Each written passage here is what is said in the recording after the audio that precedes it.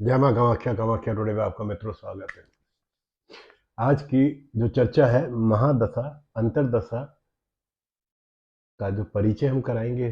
परिचय में चर्चा करेंगे कि दशा क्या होती है, महादशा क्या होती है, महादशा के साथ में अंतरदशा क्या होती है। मित्रों चर्चा शुरू करने से पूर्व मैं आपसे सिर्फ ये आग्रह करूंगा कि अगर आपने चैनल सब्सक्राइब नहीं किया तो इस चैनल को आप सब्सक्राइब करें, लोगों को शेयर करें, जानकारी का लाभ उठाएं।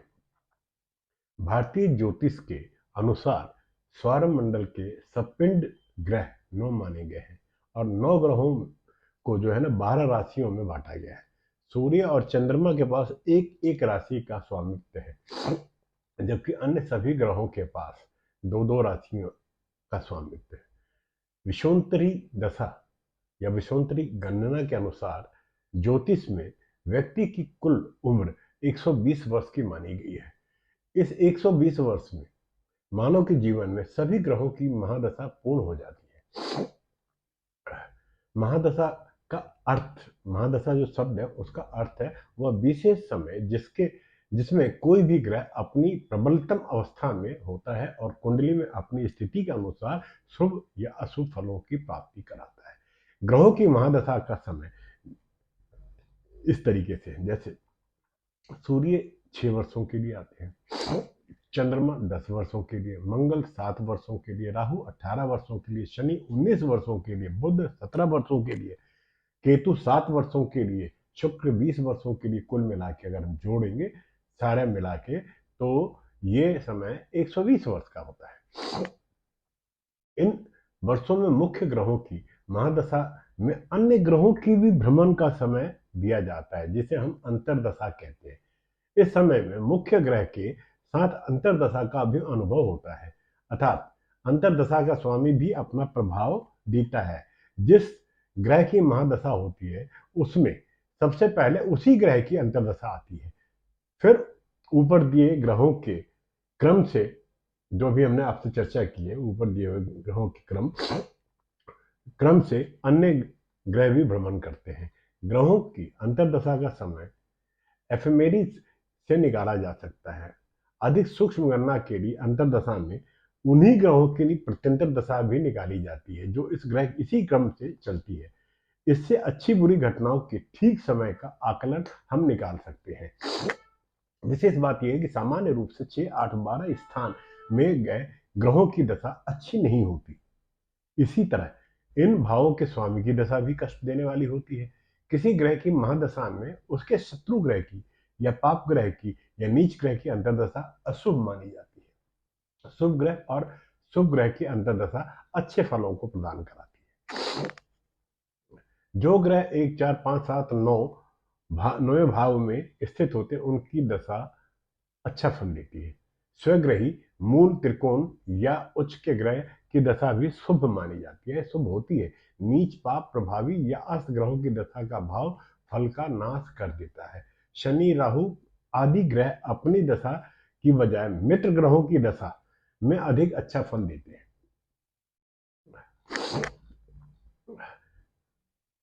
मित्रों, बीज मंत्रों की भी उपयोगिता होती है। ओंकार मंत्र जैसे दूसरे 20 मंत्र हैं और भी हैं, उसको बोलते हैं बीज मंत्र, अर्थात उसका अर्थ खोजो तो समझ में नहीं आएगा लेकिन अंदर की शक्तियों को विकसित कर देते हैं। सब बीज मंत्रों का अपना अपना अलग अलग प्रभाव है। जैसे ओमकार बीज मंत्र है जिसके 20 दूसरे भी हैं।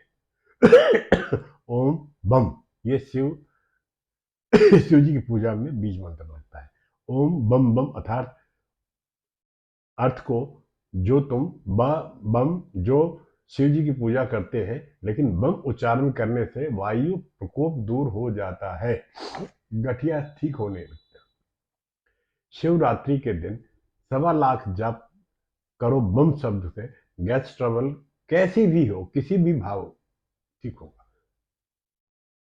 बीज मंत्र खम, हार्ट अटैक कभी नहीं होता, हाई बीपी लो बीपी कभी नहीं होगा। 50 माला करे तो लीवर ठीक हो जाता है, 100 माला करे तो शनि देवता के प्रभाव चला जाता है, जो उसका कुप्रभाव है वो चला जाता है। खम शब्द से ऐसे ही ब्रह्म परमात्मा का कम शब्द ब्रह्मवाचक तो ब्रह्म परमात्मा के 3 विषय मंत्र हैं, ओम, खम और कम।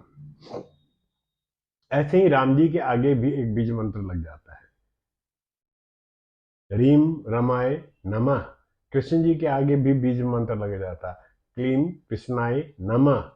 तो जैसे जैसे एक एक के आगे एक एक के साथ मिंडी लगा दो, 10 गुना पावर हो जाता है, ताकत हो जाती है। ऐसे ही आरोग्य के लिए, आरोग्य में भी ओम हुम विष्णुवे नमः। तो ओम जूम बीज मंत्र है, ओम हुम तो हुम बीज मंत्र है, ओम बीज मंत्र है, विष्णुवे तो विष्णु भगवान का सुमिरन है। ये आरोग्य के मंत्र हैं। तो बीज मंत्र इसमें जितने भी है, एक मैं मंत्र देता हूं जो एकदम सीरियस है, केस ठीक नहीं हो रहा, डॉक्टरों को समझ में नहीं आ रहा है, तबीयत ठीक नहीं रहती, फलाना है ढिंगाना है, एकदम विशेष जो रोगग्रस्त अथवा समस्या से तकलीफ से पीड़ित है, मैं उसको एक मंत्र बताता हूँ। मैंने ऐसे ही विनोद में एक नाम रख के यमराज का मोबाइल नंबर दिया जिसका 4 बीज मंत्र है। तो उन 4 बीज मंत्रों, तो बीज मंत्रों की साधना, बीज मंत्रों का प्रभाव सच्चिदानंद परमात्मा से आता है।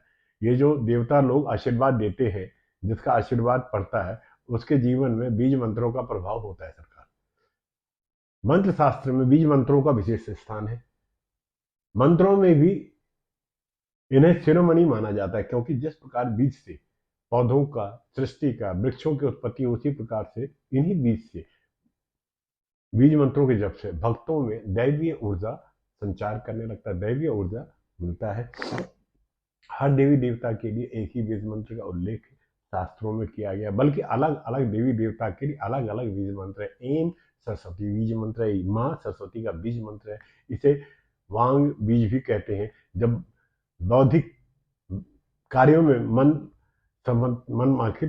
मनवांछित सफलता की कामना हो तो यह मंत्र उपयोगी होता है। जब विद्या, ज्ञान, वाक सिद्धि की कामना होती है तो श्वेत आसन पर पूर्वाभिमुख बैठकर स्फटिक की माला से नित्य इस बीज का 1000 जाप करने से लाभ मिलना शुरू हो जाता है।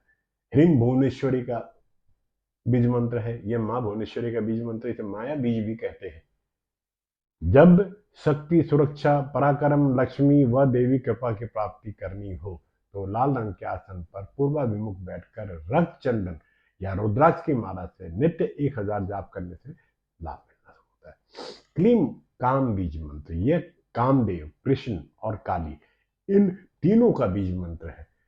यह सर्व कार्य सिद्धि और सौंदर्य प्राप्ति की कामना करनी हो तो लाल रंग के आसन पर पूर्वाभिमुख बैठकर रुद्राक्ष की माला से नित्य 1000 जाप करने से लाभ मिलना शुरू हो जाता है। श्रीम लक्ष्मी बीज मंत्र है, यह माँ लक्ष्मी का बीज मंत्र है। जब धन, संपत्ति, सुख, समृद्धि व ऐश्वर्य की कामना करनी हो, यह कामना हो तो लाल रंग के आसन पर पश्चिम मुखी बैठकर कमल गट्टे की माला से नित्य 1000 जप करने से लाभ होगा। हिम शिव बीज मंत्र, ये भगवान शिव, सदाशिव का बीज मंत्र है। ओम अकाल मृत्यु से रक्षा, रोग नाश, चहुमुखी विकास और मोक्ष की कामना के लिए श्वेत आसन पर उत्तराभिमुख बैठकर रुद्राक्ष की माला से नित्य 1000 जाप करने से आपको लाभ होगा। गम गणेश बीज मंत्र, यह गणपति का बीज मंत्र है। गम वेदनों को दूर करके धन धान्य की प्राप्ति, धन संपदा की प्राप्ति के लिए पीले रंग के आसन पर उत्तराभिमुख बैठकर रुद्राक्ष की माला से नित्य 1000 जाप करने से लाभ होगा। श्रोम नरसिंह बीज मंत्र, यह भगवान नरसिंह का बीज मंत्र है। शत्रु समन, सर्वरक्षा, बल, पराक्रम, आत्मविश्वास की वृद्धि के लिए लाल रंग के ऊपर बैठकर आसन बिछाकर, लाल रंग का आसन बिछाकर दक्षिणाभिमुख बैठकर रक्त चंदन या मूंगे की माला से नित्य 1000 जाप करने से लाभ होगा। क्रीम क्रीम काली बीज मंत्र है, यह काली का बीज मंत्र है। शत्रु शमन, पराक्रम, सुरक्षा, स्वास्थ्य, लाभ आदि कामनाओं की पूर्ति के लिए